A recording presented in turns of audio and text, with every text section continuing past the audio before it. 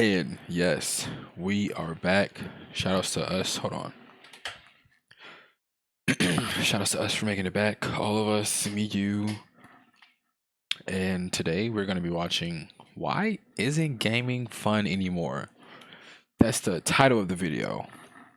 Uh, I'm not sure about the premise, but let's go.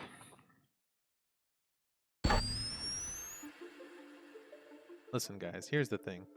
I'm old. I have gray hairs. If there's one thing that's been in my life since my hair was short and full of color, and that's video games.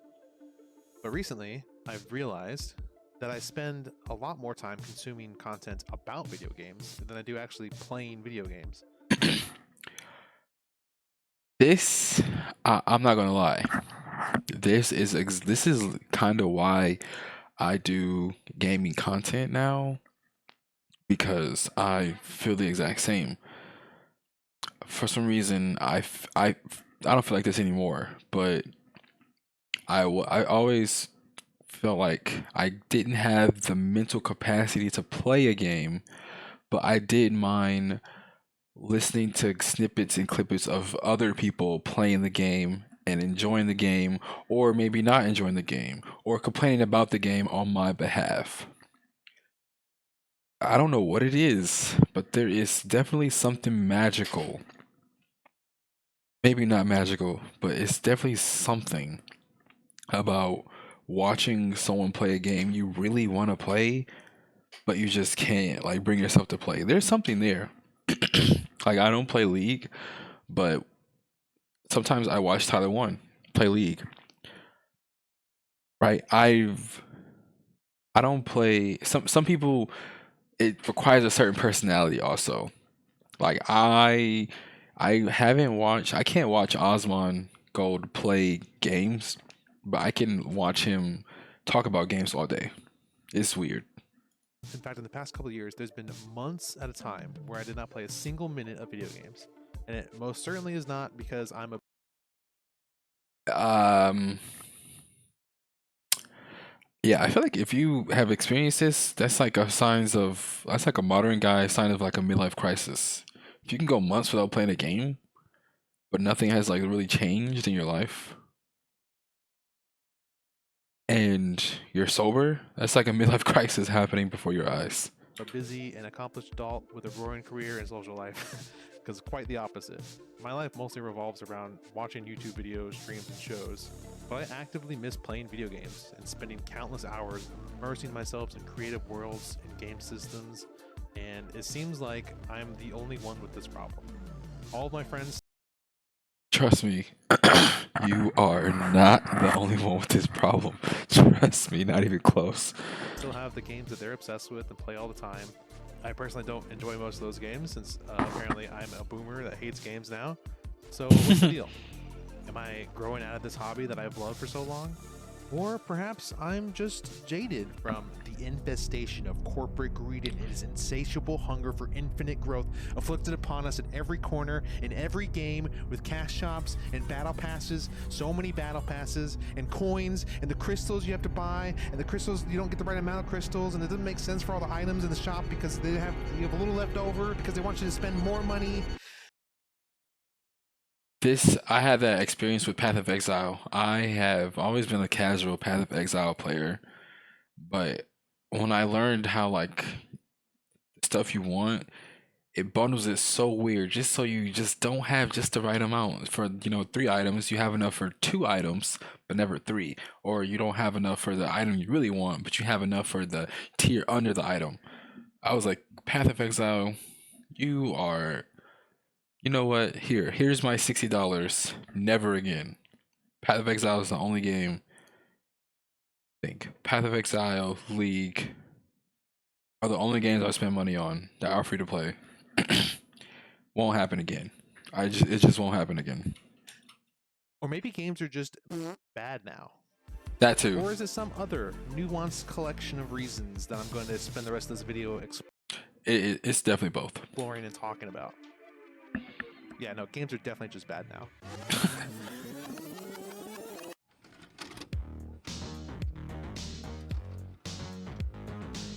It was the early 90s.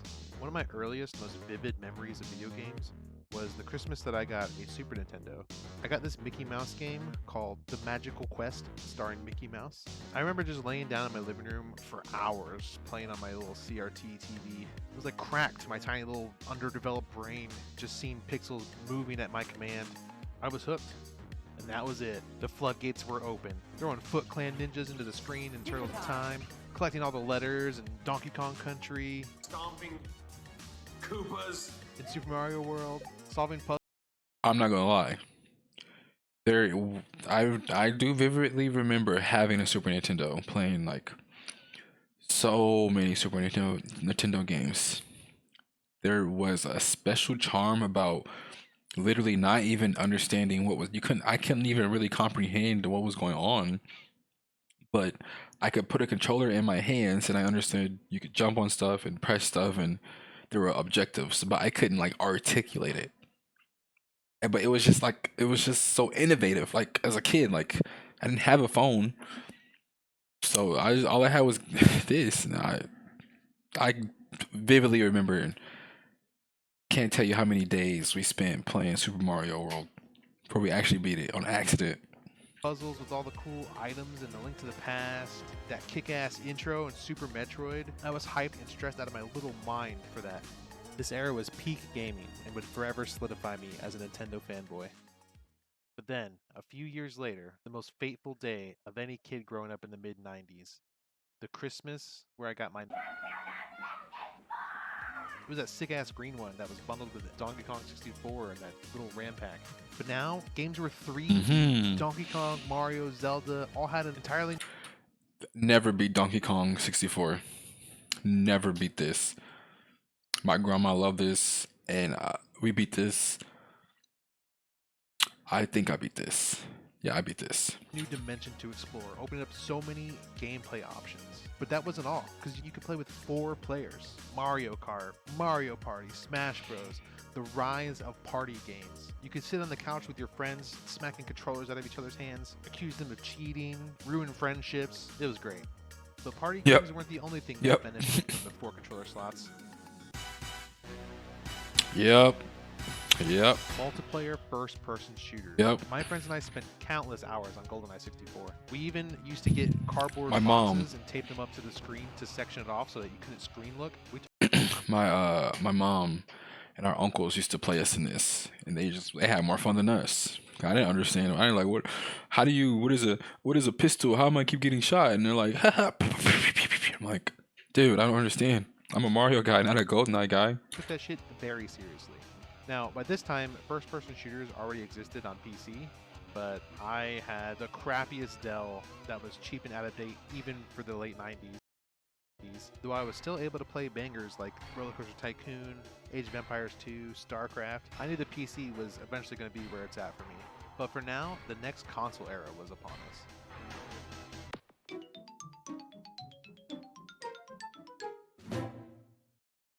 I really feel like there was 2 games in particular that defined this generation for me personally. The first game was Smash Bros. There was so many more characters in the first game, so many more stages. It controlled beautifully. It was a mess. I do vividly remember it because Smash Bros had things that I think Smash Bros was the first game that had like extra content. Like you beat the game and you unlock extra stuff. So Smash Bros had like the classic mode, the trophy mode. The ending credits was really cool and innovative at the time. The special missions. I remember because I remember you like. I think there was like certain parts in the Game Informers about like special missions, and they would like give you hints. And I remember like Smash Bros. Like secret characters, like not knowing how to unlock characters and randomly unlocking them. Like it was just so much. Like Smash Bros has so much packed in. Like I remember my cousins, people just like lying about it was, you can get Sonic in Smash Bros if you do this, and if you hit everything at the end of the ending credits, you get a special ending. And I'm like, okay, bet. Like it was just so good. Masterpiece. One time my parents made us go play outside, and so we stuck the TV up against the window and threw the controllers out there, and so we were all just Hey, sitting outside through the respect. window. And the second game was Time Splitters 2. From the same developers of GoldenEye, Time Splitters would become my favorite shooter to this day. The game had an insane amount of game modes, tons of characters, a map I didn't editor play that Time lets you make Splitters. your own story missions. It had it all. One of my friends was a genius when it came to making maps, and every time we got together, he had a couple new maps that had some interesting gimmick that completely changed the way we would play the game. One of my favorite maps of his was one where it was just this square. It was like a grid of rooms with doors, and we would run around with one shot, one kill baseball bats. It was terrifying. If you've never played Time Splitters, Never I'm played sorry, it. You're really missing out. The era of couch gaming would not last forever, though, and in fact, it was soon coming to a close. Monday, March 15th, 2004. Kirby? Oh, RuneScape. Didn't play RuneScape, so. Oh, snap. This was the day that I created my first RuneScape account. It would be my first introduction into the world of MMOs, the genre that encapsulated everything that I loved about gaming. The adventure, the immersion, puzzle solving, crafting, and I could play and enjoy it with my friends and hundreds of people across the world. I had no idea what I was doing, but I was loving every minute of it. How come every time there's like a RuneScape footage in like game trailers, it's the same footage? I legit, I don't think I've ever really seen RuneScape footage that wasn't the same footage. Why? Later that year, a certain other MMO would release World of Warcraft. Unfortunately, there was one issue. And I still did had play dial-up. WoW. I don't know. Yeah, I wasn't really big into 2 PC years gaming until until I got out League. of dial-up hell. So in the meantime, the only way I could play World of Warcraft was either by playing at friend's house or sneaking the installation onto the school computers in the library, which I absolutely did. They were not very well managed at the time.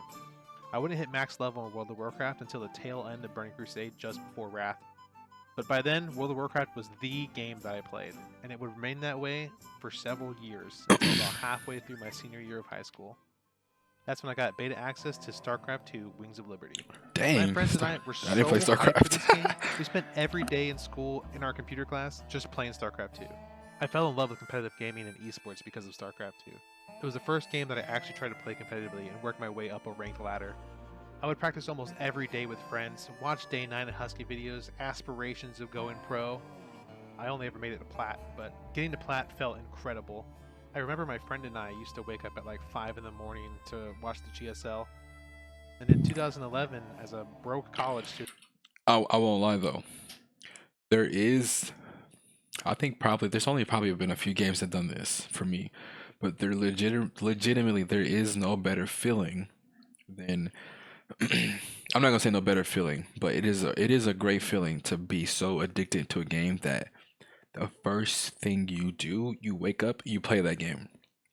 That's only happened to me with like 3 games: Kingdom Hearts 2, Arcade, and League. When I was grinding really hard in season 3, I used to just sleep, wake up League, sleep, wake up, eat League. Like I would wake up, literally turn around, get in solo queue, straight, like straight.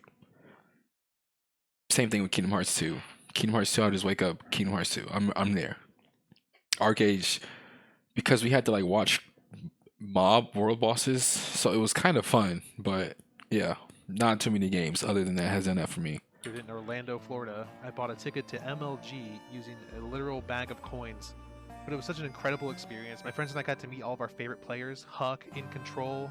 We also got to meet Day 9, Husky, Artosis, and Tasteless. It would be my very first, and unfortunately, my very last live gaming event.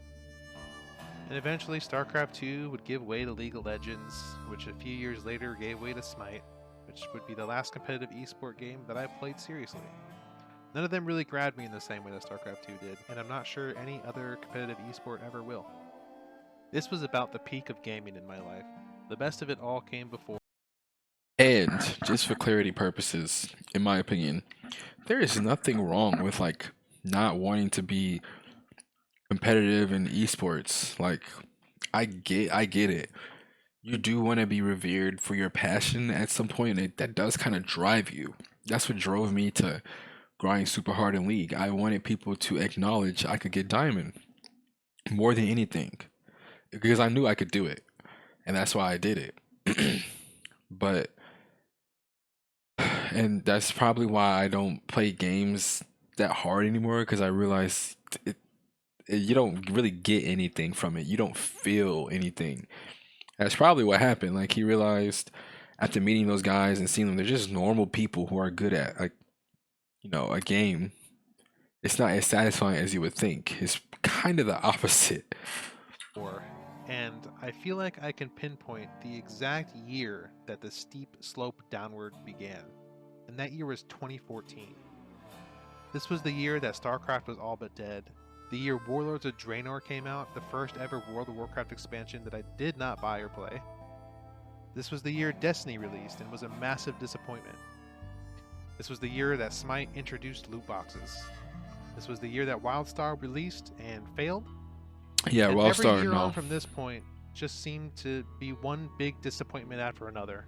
It felt more and more common for games to release unfinished or broken or have some predatory monetization. Every year seemed worse than the last. I'll say it again. Personally, I think original Overwatch had it right. I had no problems with like how Overwatch did it because I feel like you leveled up frequently. You can basically level to infinity and beyond.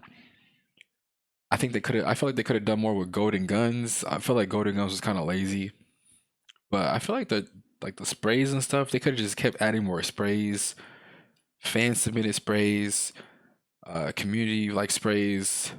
Like they could have kept that and they would have been fine. But nope, nope, nope. Can't have nothing nice. Gaming seems different now.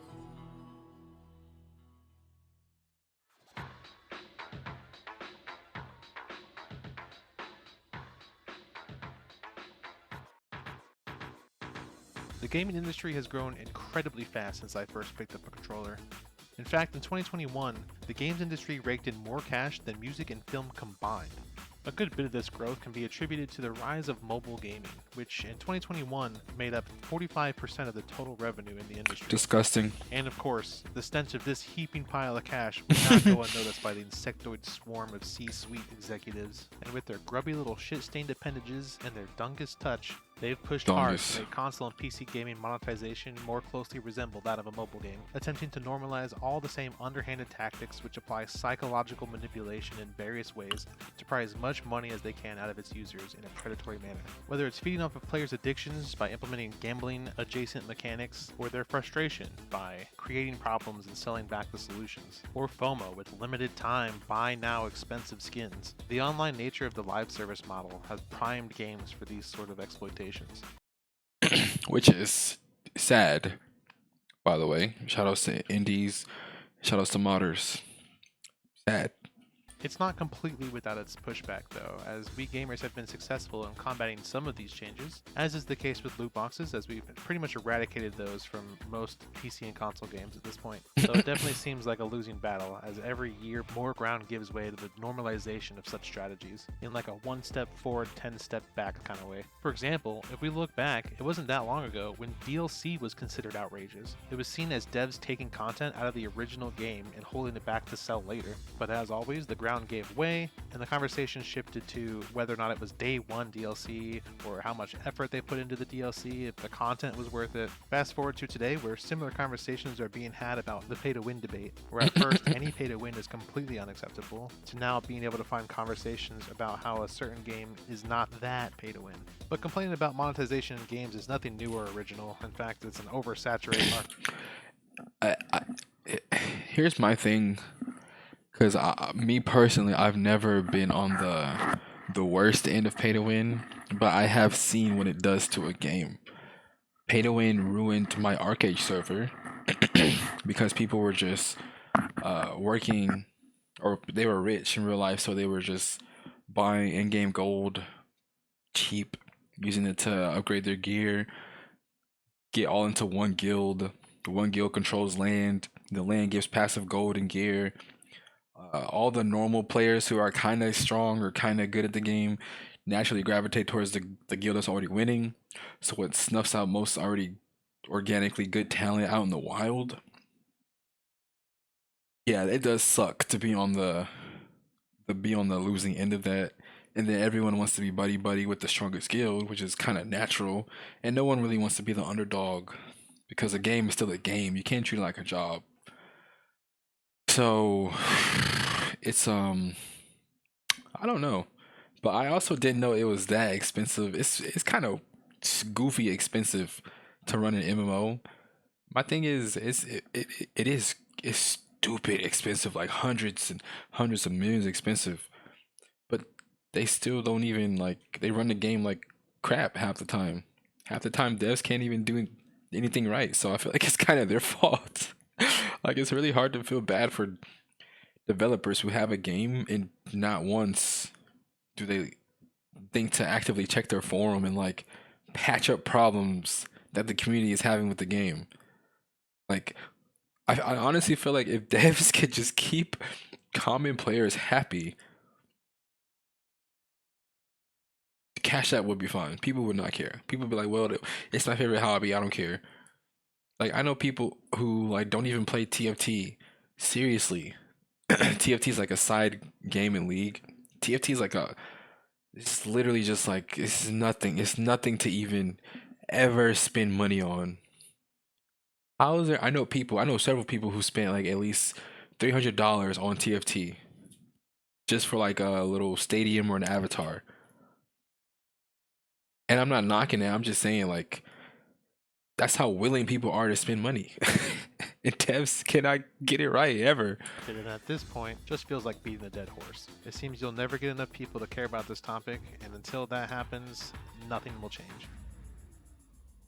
Instead, I'd like to talk about a bit of a hot take here, that in the past 10 years, gaming really hasn't changed much at all. The gaming industry feels pretty stagnant. If I compare games as they are now to how I thought they would be by now as a kid, the picture is very disappointing. As a kid who just discovered MMOs like RuneScape. That's very true. That's why we always get re-releases, dude. What did I say? My other video about games, the talent is just not there. It's not, they don't cultivate talent or innovation. They just, why try when you can just resell the same game again and get basically the same profits? There's like no reason to try. In World of Warcraft, I was blown away by the idea of what MMOs could be in the future. I would hop off World of Warcraft and go play Dungeons & Dragons and think, man, one day World of Warcraft is going to have the same level of choice and consequence that I can have with my imagination playing D&D. Now obviously that hasn't happened yet, and as a kid I didn't know anything about game development, but I've heard a similar observation from Razboon in his video series Gaming for a Non-Gamer, which is a great series, and I recommend you check it out, where he discusses his wife's disappointment discovering video games for the first time. Her expectations for what she thought she could do in each game were always different than the reality, and I think as she realized that games were more simple than she had first assumed, some of the intrigue about them faded. There's a massive lack of innovation and risk-taking in the AAA space, as we see games like Skyrim being released 1 billion times, The Last of Us is getting its 3rd version of the game, Call of Duty ran out of ideas and decided to just loop back around and start re-releasing their games in order again, hoping nobody would notice, but they somehow made all the games worse so everyone noticed. Which brings me to my next point where... And people still buy them. People still buy them. Streamers still buy them. Content creators still buy them. Like what are we supposed to do? Not only are companies not really interested in innovating at all, but they seem to be actively taking steps backwards in innovation. If you look at something like the original Fallout's super in-depth dialogue system versus Fallout 4's dialogue system, it's a huge step back. Joke. And that's a tame example. It gets so much worse. Blizzard, for example, figured out that they can retroactively ruin a 20-year-old game with Warcraft 3 Reforged. Well, I guess that was pretty innovative. The only real innovations coming out of this industry are coming from indie developers and modders, the latter of which is responsible for the... What did I just say? Shoutouts to indies, shoutouts to modders, bro. They are the only people who are going to save us. They are the only ones who are going to save us. 2 biggest genres in the past decade, and that's without even the expectation of getting paid. Isn't that weird? Kind of goes against the conventional capitalist thinking, huh? Looking at the trajectory of the industry, it's really hard to not just be depressed about it all and wonder if the industry can ever course correct.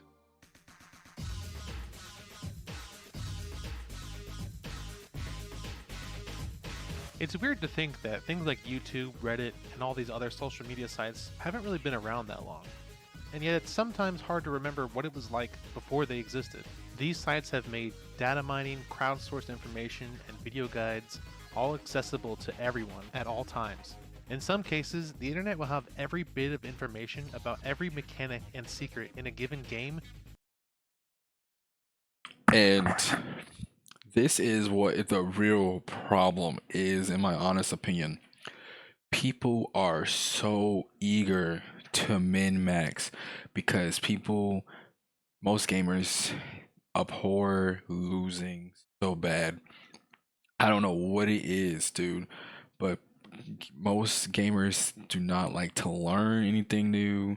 They don't want to try anything new. They want to, for the most part, see someone else do it first.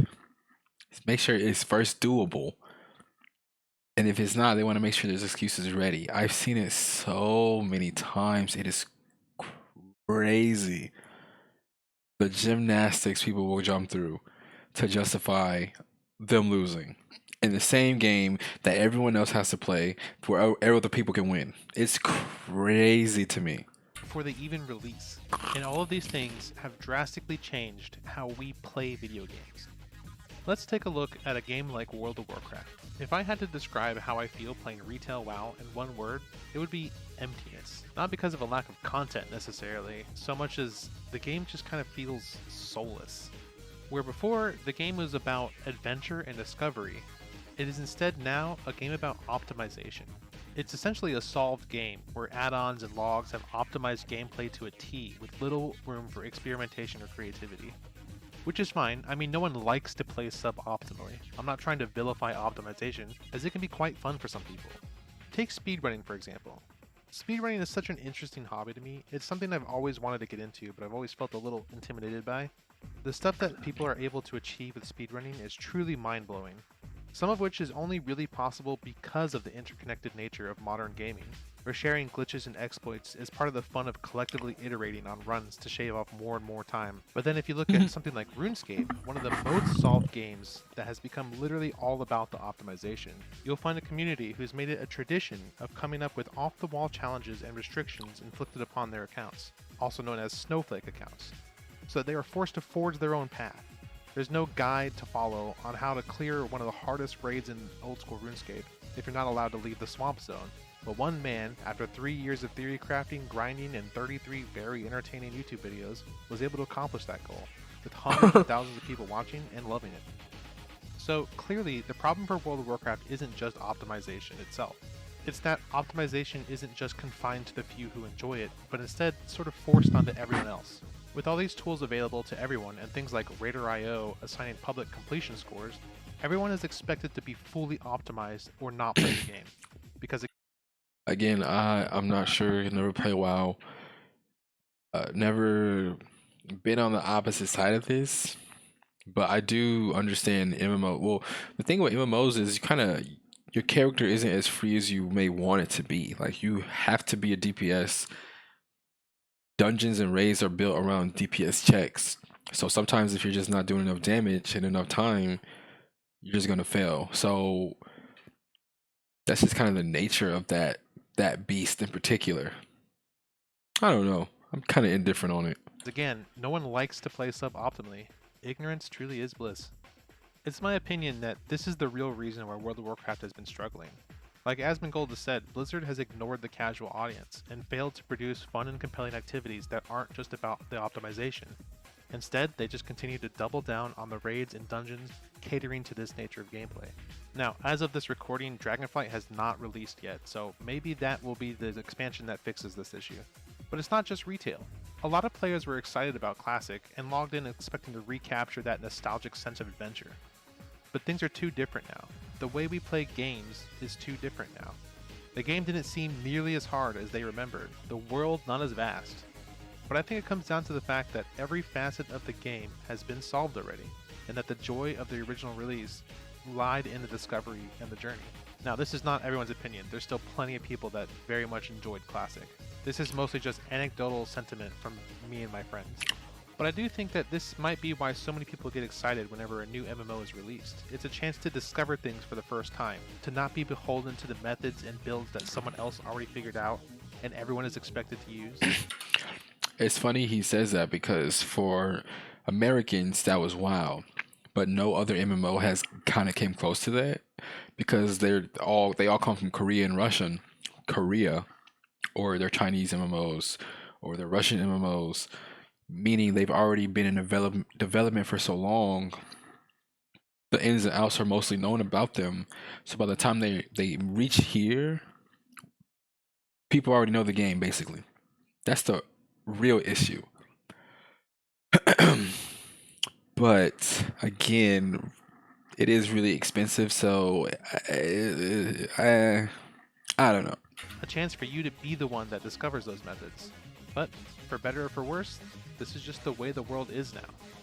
Maybe someday a game will come out that is immune to this phenomenon. A game that can't be solved, where the discovery never goes away. Doesn't seem possible, but who knows? Maybe someday.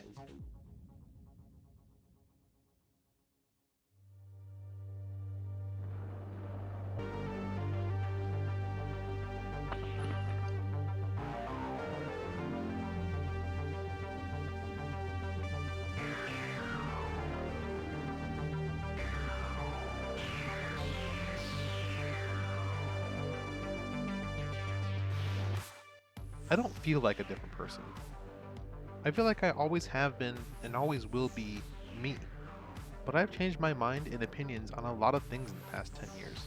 Growing up and dealing with adult responsibilities can be really stressful. You're faced with a lot of change and uncertainty, and it can be really easy to succumb to worry and regret. But worry and regret are just a waste of time. Time that could be better spent having fun.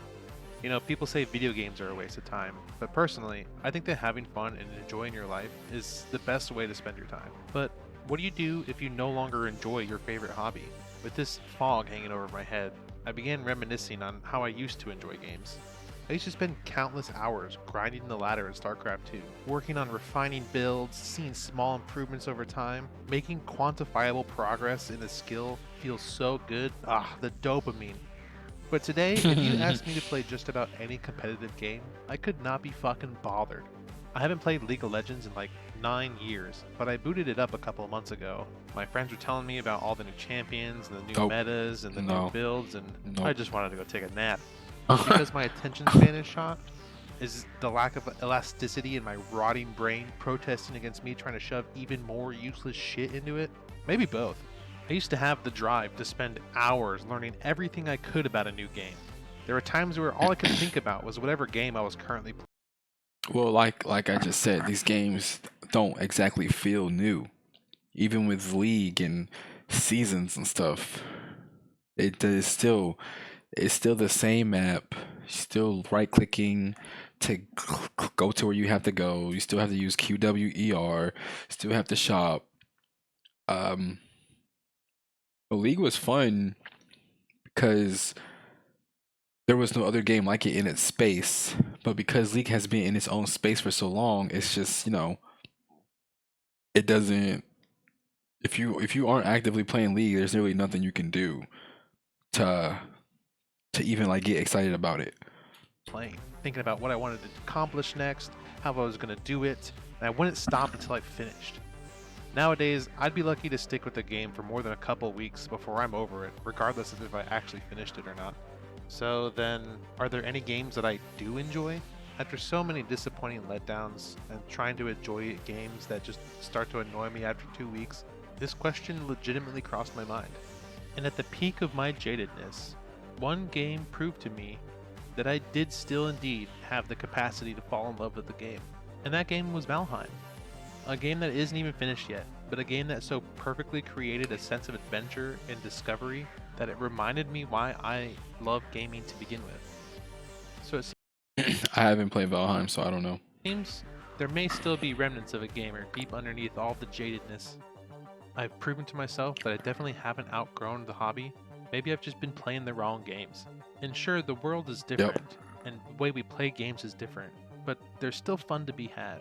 And despite the industry's best efforts to cannibalize itself, there will always be passionate indie developers and modders to pick up the slack and make good games and experiences.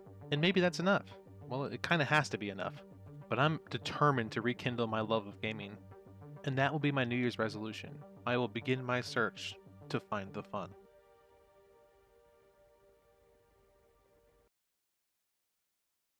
I like that. That was pretty nice. I would say this guy is probably a little older than me, but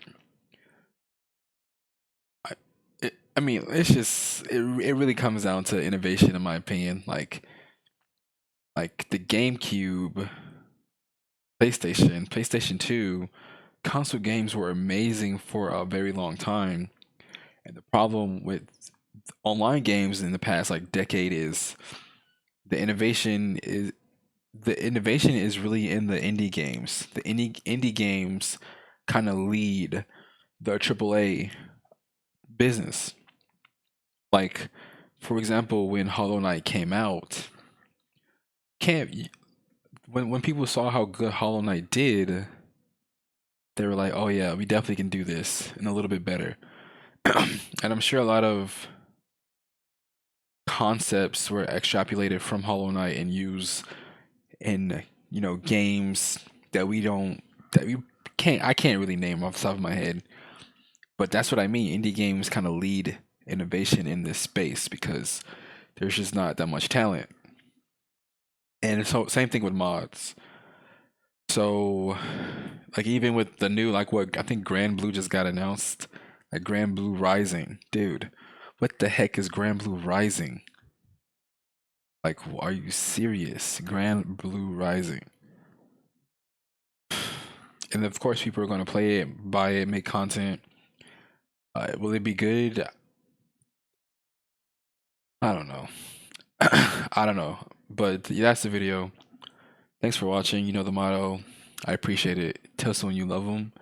See you in the next video. Peace.